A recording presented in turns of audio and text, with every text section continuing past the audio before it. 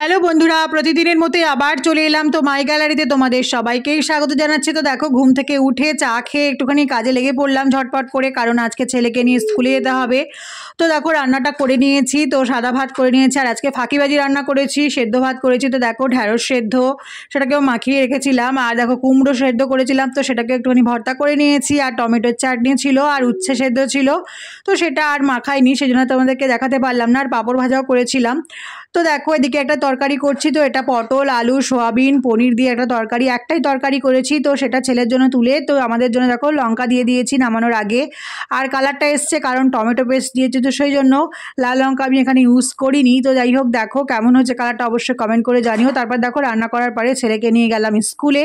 আর ওই স্কুলের সামনের অবস্থা খুবই খারাপ, প্রচুর জল জমেছে। তো ওভাবেই ওকে কোলে করে নিয়ে গিয়েছিলাম আমি। তো আসার পথে দেখো, একটুখানি মন ভালো করার জন্য ঠাকুর দেখে নিলাম, তো তোমাদের সাথে একটুখানি শেয়ার করছি। তো এখানকার ঠাকুর আমাদের মানে সোনারপুরের ঠাকুর, এটা তো কেমন হয়েছে অবশ্যই কমেন্ট করে জানিও। জয় মা দুর্গা।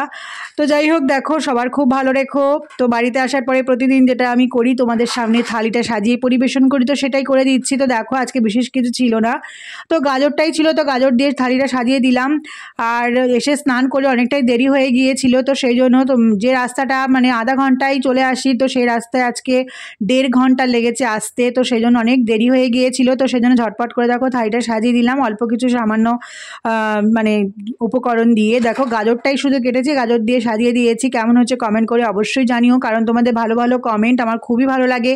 তো দেখো, থালিটা সাজিয়ে দিয়েছি, উচ্ছে সেদ্ধ ঢ্যাঁড়স সেদ্ধ আর কুমড়ো সেদ্ধ, ওগুলো সব মাখা করে নিয়ে। আর দেখো, তরকারি করেছিলাম। কেমন হচ্ছে অবশ্যই কমেন্ট করে জানিও। তো আজকে মিনি ব্লগটা এখানেই থাক, টাটা।